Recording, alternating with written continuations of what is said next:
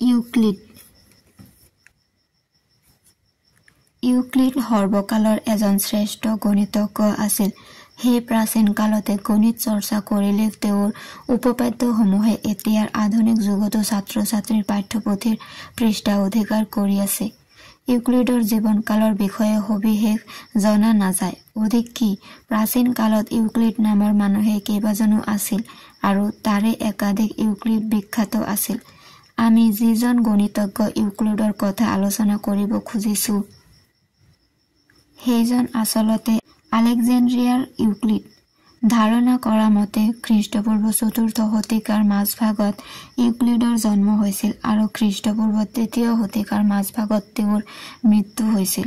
এইটো এটা তাৎপৰ্যপূৰ্ণ কথা যে ইউক্লিডৰ পাছৰ আৰু আগৰ যুগৰো গ্ৰীক পণ্ডিতসকলৰ জীৱনৰ বিষয়ে সন্তোষজনক তথ্য পোৱা গ'লেও ইউক্লিডৰ বিষয়ে তেনেধৰণৰ প্ৰামাণ্য তথ্য নাই।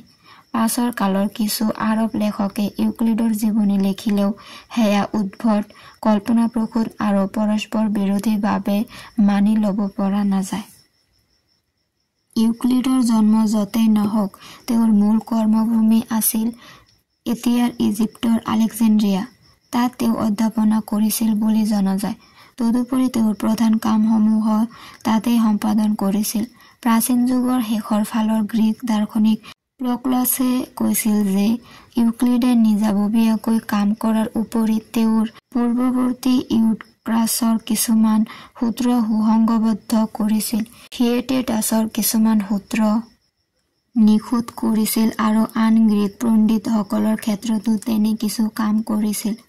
তেওঁৰ জন্ম হৈছিল প্লেটো বা প্লেটোৰ বিখ্যাত শিষ্যসকলৰ সময়তকৈ পাছত, কিন্তু ইৰাটোথেনেছ আৰু আৰ্কিমিডিছৰ সময়ত আগত।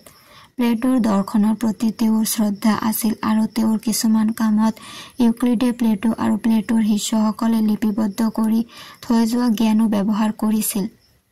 বহুতৰ মতে ইউক্লিড আচলতে আলেকজেন্দ্ৰিয়াৰ গণিতজ্ঞসকলৰ এটা দলৰ নেতা আছিল আৰু ইউক্লিডে যিবোৰ কিতাপ লিখিছিল বুলি কোৱা হয় সেইবোৰ সেইসকল গণিতজ্ঞই মিলি ৰচনা কৰিছিল। তাৰ প্ৰমাণ হিচাপে তেওঁলোকে উদাহৰণ দিব খোজে যে ইউক্লিডৰ আনুমানিক মৃত্যুকালৰ পাছতো তেওঁৰ নামত কিতাপ লিখা হৈছিল আৰু সেইবোৰ নিশ্চয় সেই গণিতজ্ঞসকলে লিখিছিল। জ্যামিতিৰ ভেটি নিৰ্মাণত তেওঁৰ অনবদ্য অৱদানৰ বাবে ইউক্লিডক জ্যামিতিৰ পিতৃ বুলি অভিহিত কৰা হয়। আলেকজেন্দ্ৰিয়াৰ শাসক আৰু যথেষ্ট বিদ্যুৎসাহী ৰজা টলেমিৰ ৰাজত্বকালত খ্ৰীষ্টপূৰ্ব ৩২৩ ইউক্লিডে তেওঁৰ প্ৰখ্যাত প্ৰমাণসমূহ প্ৰতিষ্ঠা কৰিছিল আৰু তাৰ বাবে ৰজাঘৰীয়া পৃষ্ঠপোষকতাও যথেষ্ট পাইছিল। গণিতৰ ইতিহাসত আটাইতকৈ প্ৰভাৱশালী গ্ৰন্থসমূহৰ ভিতৰত ইউক্লিডৰ দ্বাৰা লিখিত দ্য এলিমেণ্টছো এখন। পাছত ইউক্লিডীয় জ্যামিতি নামেৰে বিখ্যাত হৈ পৰা জ্যামিতি তেওঁৰে কেইটামান সূত্ৰৰ আধাৰত প্ৰতিষ্ঠিত হৈছিল।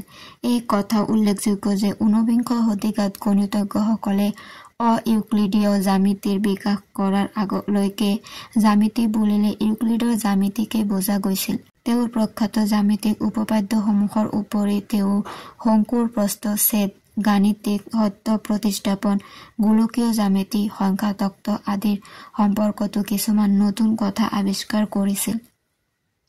ইউক্লিডৰ পাণ্ডিত্য তথা কৰ্মৰ প্ৰভাৱ পাছৰ কালৰ বিখ্যাত বিজ্ঞানীসকলৰ ওপৰতো পৰিছিল।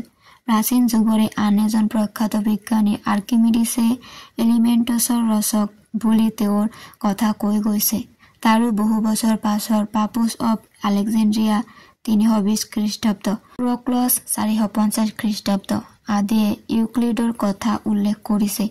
ইউক্লিডে যে ৰজা টলেমিক মহাশয় জ্যামিতি শিকাৰ কোনো ৰাজকীয় উপায় নাই বুলি কৈছিল, সেই কথা প্ৰক্লছেই উল্লেখ কৰি থৈ গৈছে। জ্যামিতিৰ ক্ষেত্ৰত দ্য এলিমেণ্টছৰ উপৰি ইউক্লিডৰ আন কিছু অৱদানৰ বিষয়ে জনা যায়। সেইবোৰ হ'ল জ্যামিতিক সমস্যাৰ ক্ষেত্ৰত দি থোৱা তথ্যৰ বিশ্লেষণ আৰু তাৰ সহায়ত আন কিছু তথ্যৰ উদ্ধাৰ, জ্যামিতিক চিত্ৰক সমান ভাগ বা কোনো অনুপাতত ভাগ কৰাৰ পদ্ধতি, দাপোনৰ গাণিতিক তত্ত্ব, গোলকীয় জ্যোতিৰ্বিজ্ঞানৰ ধাৰণা, বিভিন্ন কোণেৰে আৰু বিভিন্ন দিশৰ পৰা চালে বস্তু এটাৰ জ্যামিতিক আকাৰৰ কেনে পৰিৱৰ্তন হয় আৰু দূৰৰ পৰা চালে তাৰ আকাৰ কি হাৰত কমি যায় সেইবোৰ কথাৰ আলোচনা। তেওঁ লগতে কৈছিল দুটা বস্তুৰ আকাৰ বেলেগ হলেও এনে এটা বিন্দু ওলাব যৰ পৰা চালে সেই দুয়োটাক সমান দেখা যাব। শংকুৰ প্ৰস্থচ্ছেদ তেওঁ সেই বিষয়ে 4খন কিতাপ ৰচনা কৰিছিল বুলি জনা যায়। ইউক্লিডে পৰিজমছ হিৰো নামেৰে এক গ্ৰন্থ বা ৰচনা লিখিছিল বুলি জানিব পৰা গৈছে। সেয়া বোধহয় শংকু সম্পৰ্কীয় জ্যামিতিৰ উচ্চ স্তৰীয় অধ্যয়ন আছিল। পৃষ্ঠ কক্ষপথ সম্পৰ্কীয় অধ্যয়ন। পৃষ্ঠ কক্ষপথ বোলোতে ইউক্লিডে নিশ্চয় কোনো পৃষ্ঠৰ ওপৰত থকা বিন্দুৰ সংহতি নাইবা সঞ্চাৰ পথক বুজাইছিল। আৰব জীৱনীকাৰসকলে লিখা মতে ইউক্লিডে জীৱনকালৰ শেষৰ ফালে বলবিদ্য সম্পৰ্কীয় কিছু কাম কাজো কৰিছিল। তেওঁলোকে ক'ব খোজে যে ইউক্লিডে বলবিদ্য বিষয়ক কেইবাখনো কিতাপ লিখিছিল। তাৰ এখন হ'ল on the heavy and lights. তাত 9টা সংজ্ঞা আৰু 5টা প্ৰকল্প আছিল। তদুপৰি গতিশীল কণা আৰু আপেক্ষিক গুৰুত্বৰ বিষয়েও তাত উল্লেখ আছিল। ইউক্লিডক লৈ কিছুমান কাহিনী বেছ প্ৰচলিত। তেনে এটা কাহিনীৰ মতে এবাৰ হেনো এজন ছাত্ৰই জ্যামিতি শিকিবলৈ আহি ইউক্লিডক প্ৰথমতে সুধিলে, মহাশয়, জ্যামিতি শিকি আমাৰ কিনো লাভ হ'ব? তেতিয়া ইউক্লিডে গুমিয় নামৰ তেওঁৰ এজন কৰ্মচাৰীক মাতি ক'লে, গুমিয়, তেওঁক 3 পেনি দিয়া আৰু যাবলৈ কোৱা। তেওঁ জ্যামিতিৰ পৰা ব্যৱহাৰিক লাভহে বিচাৰে।